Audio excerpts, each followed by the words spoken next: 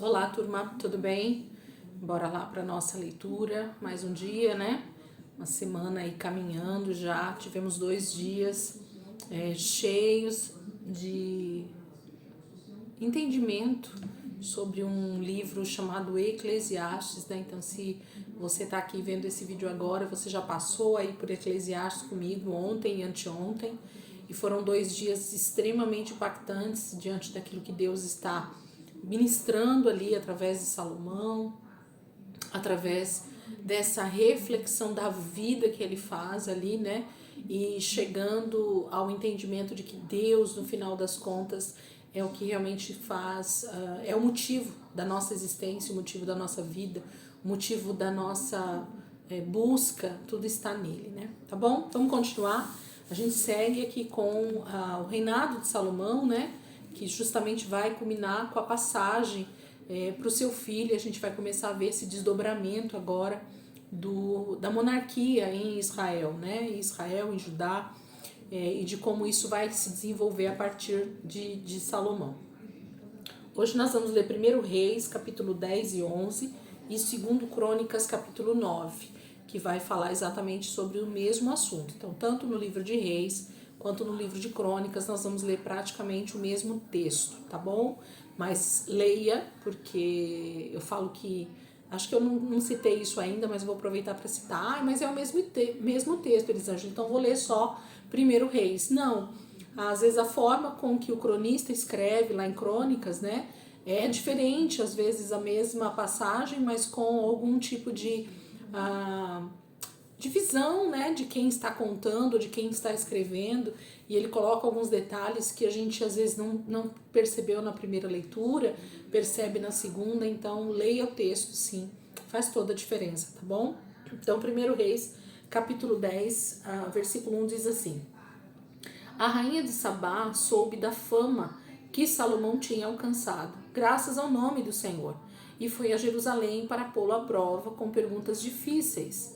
Quando chegou, acompanhada de uma enorme caravana com camelos carregados de especiarias, grande quantidade de ouro e pedras preciosas, fez a Salomão todas as perguntas que tinha em mente. Salomão respondeu a todas, nenhuma lhe foi tão difícil que não pudesse responder. Vendo toda a sabedoria de Salomão, bem como o palácio que ele havia construído, o que era servido em sua mesa, o alojamento de seus oficiais, os criados e os copeiros, todos uniformizados, e os holocaustos que ele fazia no templo do Senhor, a visitante ficou impressionada. Então ela disse ao rei: Tudo o que ouvi em meu país acerca de tuas realizações e de tua sabedoria é verdade. Mas eu não acreditava no que diziam, até ver com os meus próprios olhos. Na realidade, não me contaram nem a metade. Tu ultrapassas em muito o que ouvi, tanto em sabedoria como em riqueza. Como devem ser felizes os homens da tua corte, que continuamente estão diante de ti e ouvem a tua sabedoria. Bendito seja o Senhor, o teu Deus, que se agradou de ti e te colocou no trono de Israel. Por causa do amor eterno do Senhor para com Israel, ele te fez rei para manter a justiça e a retidão. E ela deu ao rei 4.200 quilos de ouro e grande quantidade de especiarias e pedras preciosas. Nunca mais foram trazidas tantas especiarias quanto as que a rainha de Sabá deu ao rei Salomão. Os navios de Irão, que carregavam ouro de Ofir, também trouxeram de lá grande quantidade de madeira, de junípero e pedras preciosas. O rei utilizou a madeira para fazer a escadaria do templo do Senhor e a do palácio real, além de harpas e liras para os músicos. Nunca mais foi importada nem se viu tanta madeira de junípero. O rei Salomão deu à rainha de Sabá tudo o que ela desejou e pediu, além do que já tinha dado por sua generosidade real. Então ela e os seus servos voltaram para o seu país. O peso de ouro que Salomão recebia anualmente era de 23.300 quilos, fora os impostos pagos por mercadores e comerciantes, por todos os reis da Arábia e pelos governadores do país. O rei Salomão fez 200 escudos grandes de ouro batido, utilizando 3,6 kg de ouro em cada um. Também fez 300 escudos pequenos de ouro batido, com 1,8 kg de ouro em cada um. O rei os colocou no palácio da floresta do Líbano. O rei mandou fazer ainda um grande trono de marfim revestido de ouro puro. O trono tinha 6 degraus e o seu encosto tinha a parte alta arredondada. Nos 2 lados do assento haviam braços com um leão junto a cada braço. Havia 12 leões nos 6 degraus, um em cada ponta de cada degrau. Nada igual havia sido feito em nenhum outro reino. Todas as taças do rei Salomão eram de ouro, bem como todos os utensílios do palácio da floresta do Líbano. Não havia nada de prata, pois a prata quase não tinha valor nos dias de Salomão. O rei tinha no mar uma frota de navios mercantes com os navios de Irão. Cada 3 anos a frota voltava, trazendo ouro, prata, marfim, macacos e pavões. O rei Salomão era o mais rico e o mais sábio de todos os reis da terra. Gente de todo mundo pedia audiência a Salomão para ouvir a sabedoria que Deus lhe tinha dado. Ano após ano, todos os visitantes traziam algum presente: utensílios de prata e de ouro, mantos, armas e especiarias, cavalos e mulas. Salomão juntou carros e cavalos, possuía 1.400 carros e 12.000 cavalos, dos quais mantinha uma parte nas guarnições de algumas cidades e a outra perto dele, em Jerusalém. O rei tornou a prata tão comum em Jerusalém quanto as pedras, e o cedro tão numeroso quanto as figueiras bravas da Cefelá. Os cavalos de Salomão eram importados do Egito e da Cilícia, onde os fornecedores do rei os compravam. Importavam do Egito um carro por 7 quilos e 200 gramas de prata, e um cavalo por 1 quilo e 800 gramas, e os importavam para todos os reis dos hititas e dos arameus. Então, o capítulo 10 vai falar de uma visita muito importante que Salomão recebe de uma rainha, a rainha do reino de Sabá.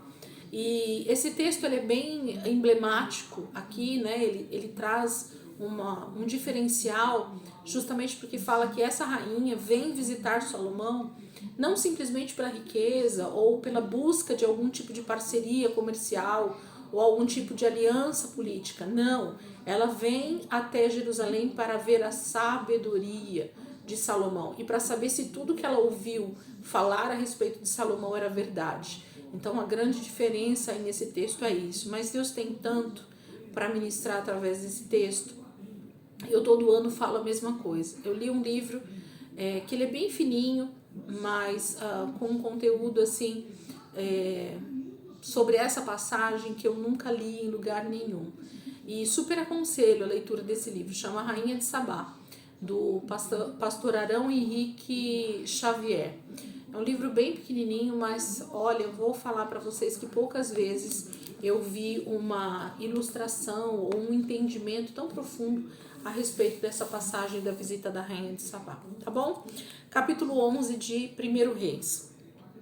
O rei Salomão amou muitas mulheres estrangeiras, além das filhas do faraó. Além da filha, do faraó. Eram mulheres moabitas, amonitas, edomitas, sidônias e hititas. Elas eram das nações a respeito das quais o Senhor tinha dito aos israelitas: vocês não poderão tomar mulheres dentre essas nações, porque elas os farão desviar-se para seguir os seus deuses.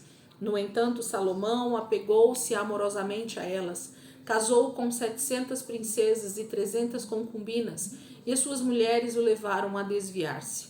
À medida que Salomão foi envelhecendo, suas mulheres o induziram a voltar-se para outros deuses, e o seu coração já não era totalmente dedicado ao Senhor, o seu Deus, como fora o coração de seu pai, Davi. Ele seguiu Astarote, a deusa dos Sidônios, e Moloque, o repugnante deus dos Amonitas. Dessa forma, Salomão fez o que o Senhor reprova, não seguiu completamente o Senhor como o seu pai Davi. No monte que fica a leste de Jerusalém, Salomão construiu um altar para Camos, o repugnante deus de Moabe, e para Moloque, o repugnante deus dos Amonitas. Também fez altares para os deuses de todas as suas outras mulheres estrangeiras, que queimavam incenso e ofereciam sacrifícios a eles. O Senhor irou-se contra Salomão por ter se desviado do Senhor, o Deus de Israel, que lhe havia aparecido 2 vezes. Embora ele tivesse proibido Salomão de seguir outros deuses, Salomão não lhe obedeceu. Então o Senhor lhe disse: já que essa é a sua atitude e você não obedeceu à minha aliança e aos meus decretos, os quais ordenei a você, certamente tirarei de você o reino e o darei a um dos seus servos. No entanto, por amor a Davi seu pai, não farei isso enquanto você viver. Eu o tirarei da mão do seu filho, mas não tirarei dele o reino inteiro. Eu lhe darei uma tribo por amor de Davi meu servo e por amor de Jerusalém, a cidade que escolhi. Então o Senhor levantou contra Salomão um adversário, o edomita Hadad, da linhagem real de Edom. Anteriormente, quando Davi estava lutando contra Edom, Joabe, o comandante do exército, que tinha ido para lá enterrar os mortos, exterminara todos os homens de Edom. Joabe e todo o exército israelita permaneceram lá 6 meses, até matarem todos os edomitas. Mas Hadad, sendo ainda menino, fugiu para o Egito com alguns dos oficiais edomitas que tinham servido a seu pai. Partiram de Midian e foram a Parã. Lá reuniram alguns homens e foram ao Egito, até o faraó, rei do Egito, que deu uma casa e terras a Hadad e lhe forneceu alimento. O faraó acolheu bem a Hadad, a ponto de dar-lhe em casamento uma irmã de sua própria mulher, a rainha Táfnis. A irmã de Táfnis deu-lhe um filho chamado Genubate, que fora criado por Táfnis no palácio real. Ali Genubate viveu com os próprios filhos do faraó. Embora estava no Egito, Hadad soube que Davi tinha descansado com seus antepassados e que Joabe, o comandante do exército, também estava morto. Então Hadad disse ao faraó: deixa-me voltar para minha terra. O que falta aqui para você querer voltar para sua terra? Perguntou o faraó. Nada me falta, respondeu Hadad, mas deixa-me ir. E Deus fez um outro adversário levantar-se contra Salomão, Rezon, filho de Eliada, que tinha fugido do Senhor Hadadezer, rei de Zobá. Quando Davi destruiu o exército de Zobá, Rezon reuniu alguns homens e tornou-se líder de um bando de rebeldes. Eles foram para Damasco, onde se instalaram e assumiram o controle. Rezon foi adversário de Israel enquanto Salomão viveu e trouxe-lhe muitos problemas, além dos causados por Hadad. Assim Rezon governou a Síria e foi hostil a Israel. Também Jeroboão, filho de Nebate, rebelou-se contra o rei. Ele era um dos oficiais de Salomão, um efraimita de Zeredá, e a sua mãe era uma viúva chamada Zerua. Foi assim que ele se revoltou contra o rei. Salomão tinha construído Milo e havia tapado a abertura do muro da cidade de Davi, seu pai. Ora, Jeroboão era homem capaz, e quando Salomão viu como ele fazia bem o seu trabalho, encarregou de todos os que faziam trabalho forçado pertencentes às tribos de José. Naquela ocasião, Jeroboão saiu de Jerusalém e Aias, o profeta de Siló, que estava usando uma capa nova, encontrou-se com ele no caminho. Os dois estavam sozinhos no campo e Aias segurou firmemente a capa que estava usando, rasgou-a em 12 pedaços e disse a Jeroboão: apanhe 10 pedaços para você, pois assim diz o Senhor, o Deus de Israel. Saiba que vou tirar o reino das mãos de Salomão e dar a você 10 tribos. Mas, por amor ao meu servo Davi e à cidade de Jerusalém, a qual escolhi dentre todas as tribos de Israel, ele terá uma tribo. Farei isso porque eles me abandonaram e adoraram Astarote, a deusa dos Sidônios, Camus, deus dos Moabitas, e Moloque, deus dos Amonitas, e não andaram nos meus caminhos, nem fizeram o que eu aprovo, nem obedeceram aos meus decretos e às minhas ordenanças, como fez Davi, pai de Salomão. Mas não tirarei o reino todo das mãos de Salomão. Eu o fiz governante todos os dias de sua vida por amor ao meu servo Davi, a quem escolhi e que obedeceu aos meus mandamentos e aos meus decretos. Tirarei o reino das mãos do seu filho e darei 10 tribos a você. Darei uma tribo ao seu filho, a fim de que o meu servo Davi sempre tenha diante de mim um descendente no trono em Jerusalém, a cidade onde eu quis pôr o meu nome. Quanto a você, eu o farei reinar sobre tudo o que o seu coração desejar. Você será rei de Israel. Se você fizer tudo o que eu ordenar e andar nos meus caminhos, e fizer o que eu aprovo, obedecendo aos meus decretos e aos meus mandamentos, como fez o meu servo Davi, estarei com você. Edificarei para você uma dinastia tão permanente quanto a que edifiquei para Davi, e darei Israel a você. Humilharei os descendentes de Davi por causa disso, mas não para sempre. Salomão tentou matar Jeroboão, mas ele fugiu para o Egito, para o rei Sisaque, e lá permaneceu até a morte de Salomão. Os demais acontecimentos do reinado de Salomão, tudo o que ele fez e a sabedoria que teve, estão todos escritos nos registros históricos de Salomão. Salomão reinou 40 anos em Jerusalém sobre todo Israel. Então descansou com seus antepassados e foi sepultado na cidade de Davi, seu pai, e o seu filho Roboão foi o seu sucessor. Então, o capítulo 11 vai falar de alguns acontecimentos, né? Primeiro mostra, então, a desobediência de Salomão, e essa desobediência passa justamente por tudo aquilo que Deus havia dito desde o início, né, para Saul, na verdade, que tem a ver com mulheres, com casamentos, com alianças feitas com outras nações. E eu vou ainda mais longe. A própria palavra de Deus diz que foi o que Deus disse para Israel quando eles saíram do Egito, que eles não deveriam dar os seus filhos em aliança às mulheres dessas outras nações. E aí lista as nações aqui que a gente já sabe que são as nações que viviam em Canaã. E infelizmente eles voltam a fazer aliança com esses povos, e isso faz com que as esposas que Salomão adquiriu para ele fizessem com que ele desobedecesse o Senhor, permitindo a adoração a outros deuses em Israel, e mais ainda, ele acaba se contaminando, né, com tudo isso, porque está ali no meio de todas as suas esposas. Então, existe todo um histórico, todo um contexto aqui que pode ser muito bem estudado, e a gente vai perceber como, infelizmente, Salomão tem esse declínio no final do seu reinado, justamente pela desobediência de mandamentos muito claros, né, a respeito de adoração a outros deuses e de alianças feitas com outras nações. E o final, então, do capítulo 11 vai falar sobre 3 homens que se levantam contra o reinado de Salomão no final, né, praticamente do seu reinado. E o principal deles é justamente Jeroboão, que a gente vai ouvir falar bastante a partir de agora, né? Então grave esse nome aí na sua mente, porque a gente vai falar bastante sobre Jeroboão.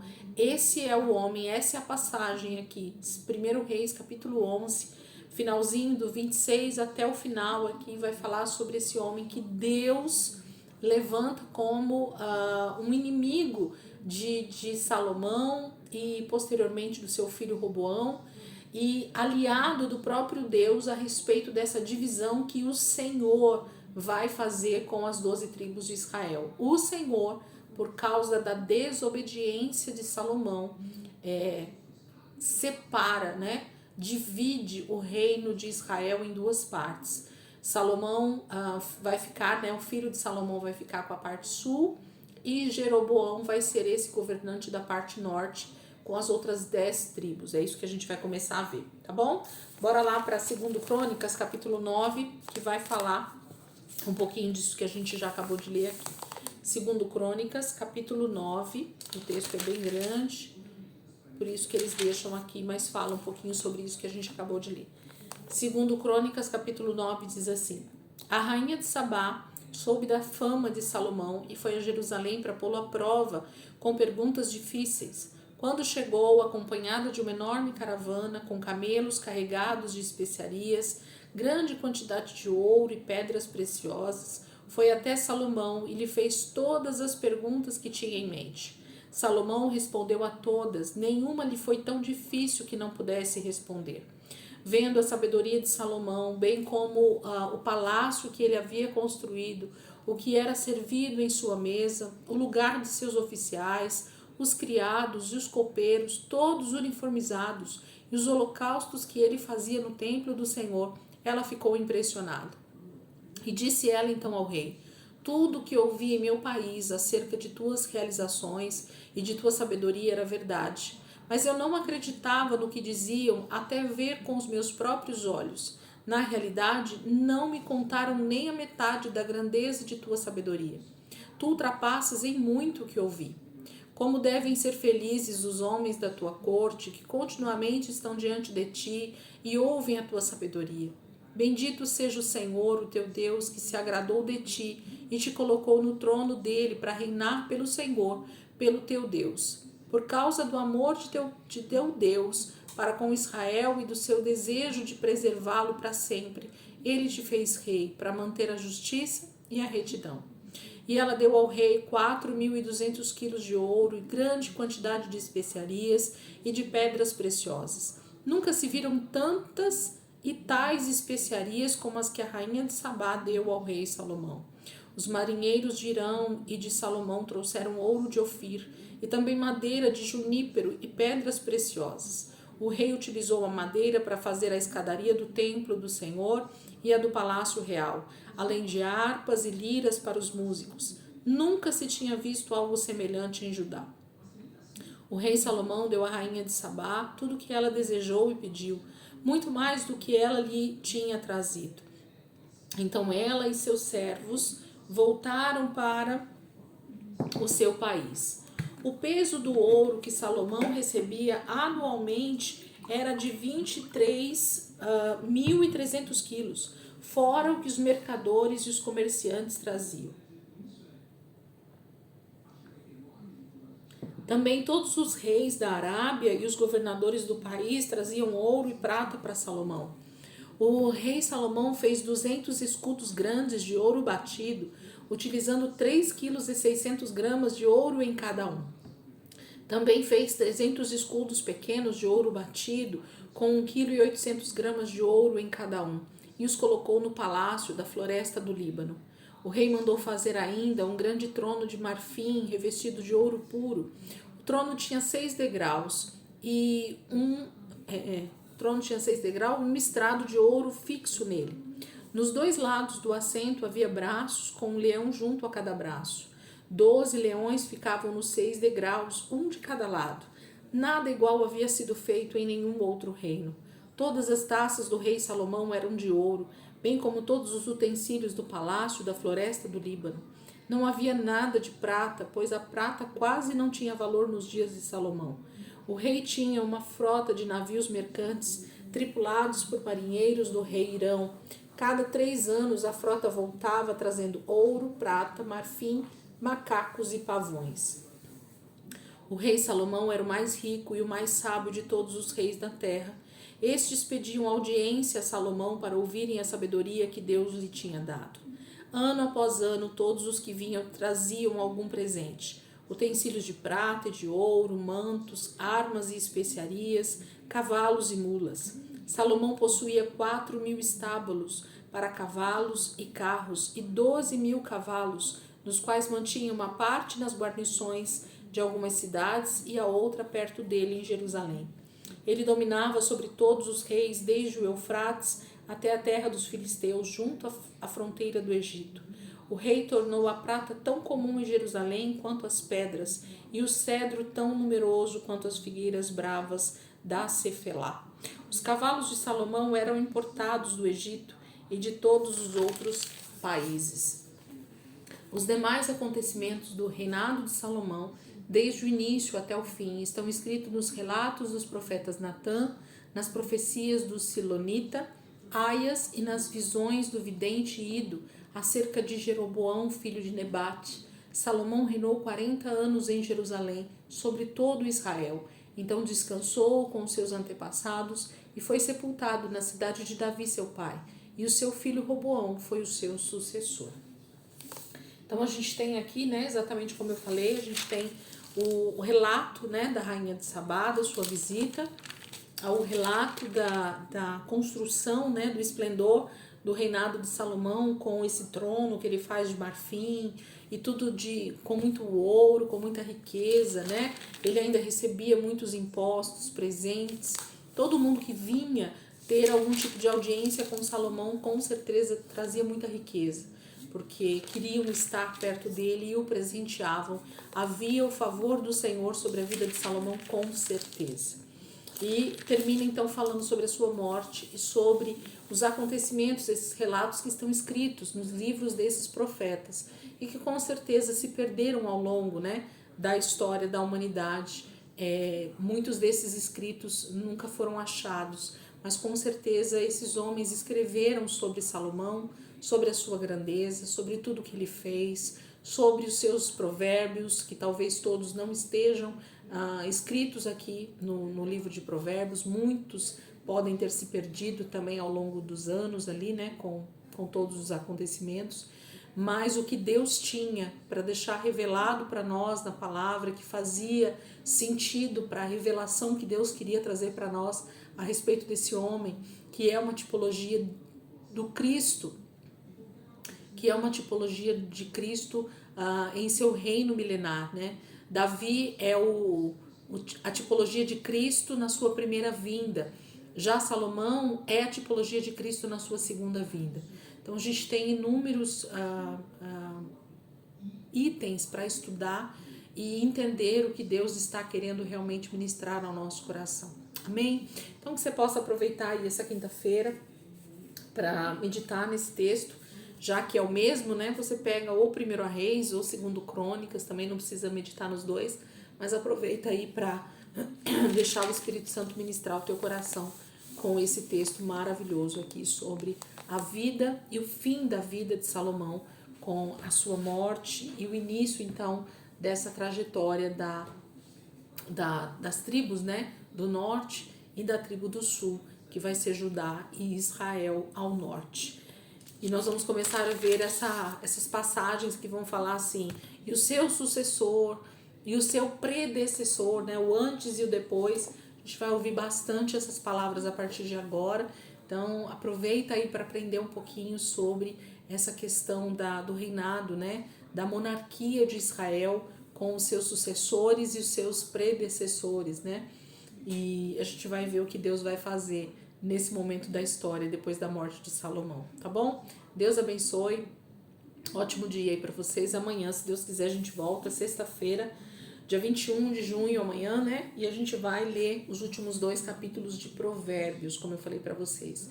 Esses últimos 2 capítulos não foram escritos por Salomão, então eles estão justamente nesse momento porque fecha, né, a vida de Salomão e começa aí a monarquia de Israel a partir do filho de Salomão e de Jeroboão, tá bom? Deus abençoe. Amanhã, se Deus quiser, a gente está aqui para ler os últimos 2 capítulos de Provérbios.